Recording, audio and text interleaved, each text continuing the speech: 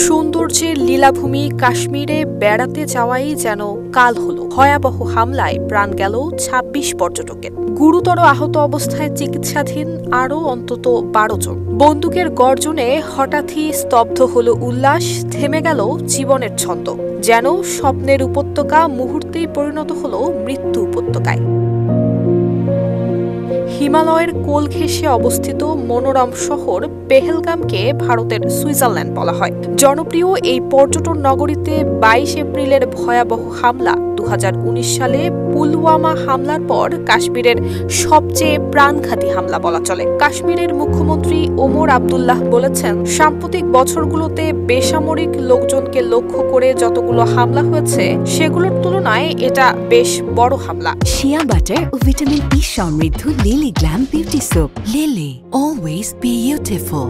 ভারতের সরকারি সূত্রের বরাত দিয়ে দেশটির বার্তা সংস্থা পিটিআই জানিয়েছে, হামলায় এখনো পর্যন্ত ২৬ জন নিহত হয়েছেন। তাদের মধ্যে ২ জন ছিলেন বিদেশি নাগরিক, একজন সংযুক্ত আরব আমিরাত এবং আরেকজন ছিলেন নেপালের নাগরিক। নিহতদের মধ্যে ভারতের নৌবাহিনীর একজন কর্মকর্তা রয়েছেন বলেও দেশটির সংবাদ মাধ্যম দ্য হিন্দু এক প্রতিবেদনে বলেছে। হামলায় জড়িতদের বিচারের আওতায় আনার ঘোষণা দিয়েছেন ভারতের প্রধানমন্ত্রী নরেন্দ্র মোদী। ২২ এপ্রিল সামাজিক যোগাযোগ মাধ্যম এক্সে একটি বিবৃতিতে তিনি বলেছেন, সন্ত্রাসবাদের বিরুদ্ধে লড়াইয়ের জন্য আমাদের সংকল্প অটুট রয়েছে এবং এটা আরও শক্তিশালী হবে।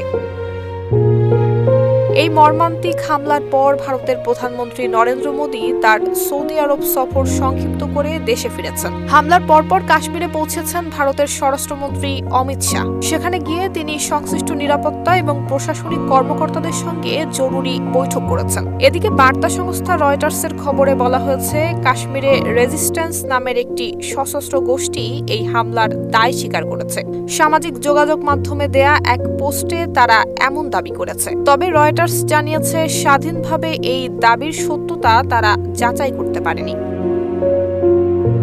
হামলার ঘটনার নিন্দা জানিয়েছেন যুক্তরাষ্ট্রের প্রেসিডেন্ট ডোনাল্ড ট্রাম্প এবং রাশিয়ার প্রেসিডেন্ট ভ্লাদিমির পুতিন। নিজের মালিকানাধীন সামাজিক যোগাযোগ মাধ্যম ট্রুথ সোশ্যালে এক বার্তায় ট্রাম্প জানিয়েছেন, কাশ্মীরের ঘটনার খবর শুনে তিনি গভীরভাবে বিচলিত।